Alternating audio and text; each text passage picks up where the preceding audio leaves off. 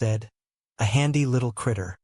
Jethro, ever eager to please, took the idea of helping to heart. He decided right then and there that he would lend his own unique genius to the cause. He retreated to the kitchen, determined to invent something that would revolutionize travel and put an end to the smog forever. As the sun fully set, the cabin was filled with the sounds of a family united by a sense of purpose. They were simple folk, honest and hardworking, and the idea of fighting a great, unseen enemy like smog felt like the right thing to do. They did not know the complexities of politics or the intricacies of the banking world, but they knew when a cause was just. The next morning, the air was crisp, and the dew glistened on the grass. Mr. Drysdale arrived, his car looking entirely out of place on the rugged dirt road. He was a man who thrived on order, numbers, and the cold comfort of his bank vault. He had heard whispers of the family's intention, and he was there to put a stop to it. "Jed Clampett," he exclaimed, stepping out of the car, "you cannot simply hand over that kind of money to someone like Honest John. He is a man of questionable character, a schemer, a dreamer who has never held a steady job in his life. That money belongs in the secure hands of the Commerce Bank." Jed smiled gently, his composure unshaken. "Mr. Drysdale, John is my kin, and he is a man with a vision. He says he wants to clear the air, and I aim to give him the chance to do it. A promise is a promise, and I have given him my word." Mr. Drysdale looked as if he might faint. "It is not just about the money, Jed. It is about the principle. This country is built on the foundation of sound financial management. You are talking about throwing away a fortune on a fool's errand." Granny stepped forward, her hands on her hips. "Now, you listen here, Mr. Drysdale. If Jed says he is going to help fight the smog, then that is what he is going to do. We may be mountaineers, but we know a noble cause when we see one." Mr. Drysdale sighed, realizing that he was fighting a losing battle. He looked at Jethro, who was currently tinkering with a pile of scrap metal and a large, rusted boiler, and shook his head in disbelief. It was hopeless.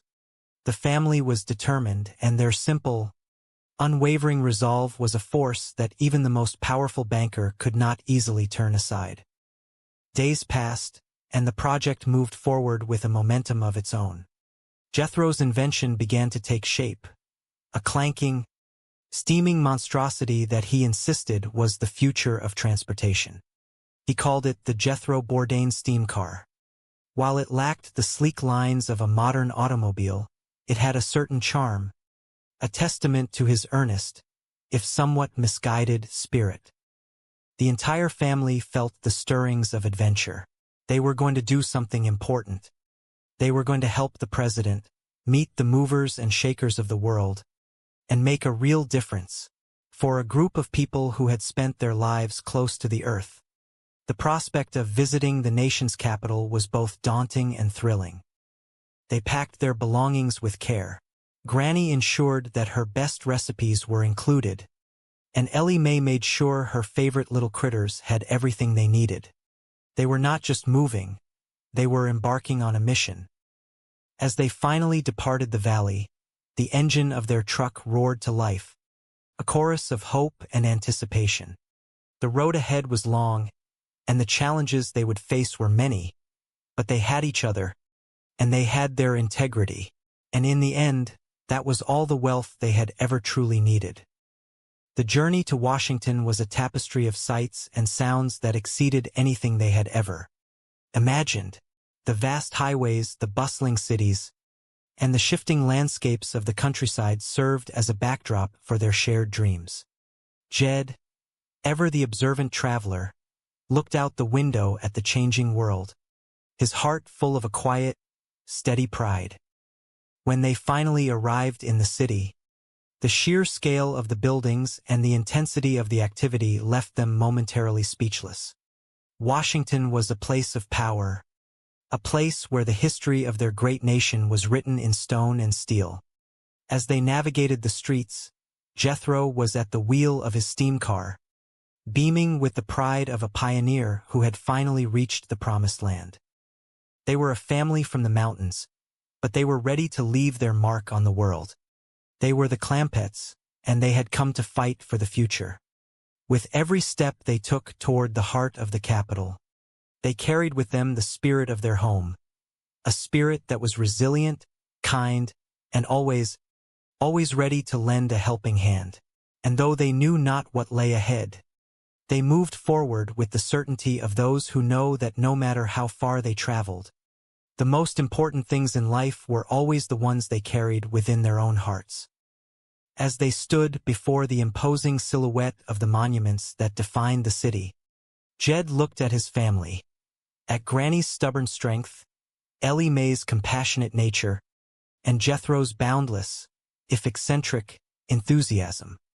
He realized that the battle against smog was not merely about technology or money. It was about the people who cared enough to try. And for a man who had spent his life watching the seasons change from the porch of his cabin, that was a realization worth more than all the gold in the world. They were ready. The mission had begun. The reality of Washington, however, was far more intricate and demanding than they had initially perceived. Every turn they made seemed to reveal a new layer of bureaucracy, a new set of rules, and a new group of people who spoke in riddles and held keys to doors they did not understand. Yet they remained unbowed. They moved through the grand halls of the city with the simple grace of those who have nothing to hide and everything to give. One afternoon, standing near the edge of a bustling park, they found themselves approached by a man who looked like he had stepped right out of a history book. He spoke of committees, of national interests, and of the complexities of the environmental crisis in terms that left them scratching their heads. But Jed, with his characteristic patience, listened to every word. He understood that while the language of the city was different, the message was clear. There were forces at play that were larger than any one person, and they needed to navigate them with wisdom. Granny, in her own inimitable way, started making friends in the most unlikely places. She shared her stories, her recipes, and her gentle, country wisdom with the city dwellers who were surprised to find themselves drawn to her warmth. She was, in many ways, the anchor that kept the family tethered to their values while they drifted through the sea of urban complexity. Ellie Mae, meanwhile, became something of a local legend.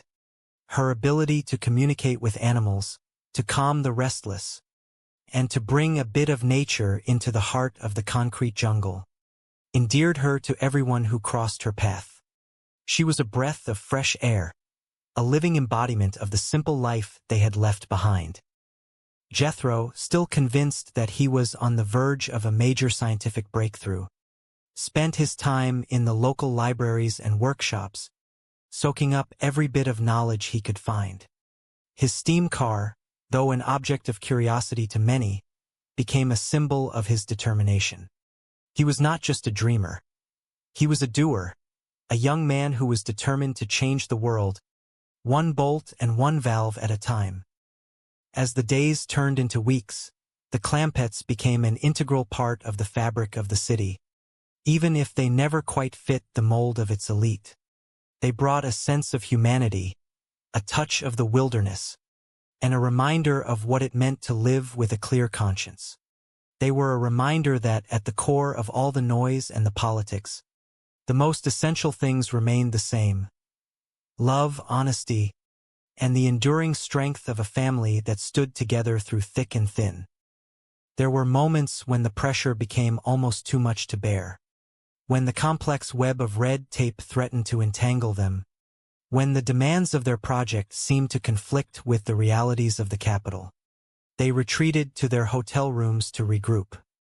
It was in those quiet moments that Jed would take out his pocket knife and his piece of hickory, the rhythmic sound of the blade against the wood serving as a soothing melody that reminded them of who they were and where they came from. They had come to Washington to save the world, and while they realized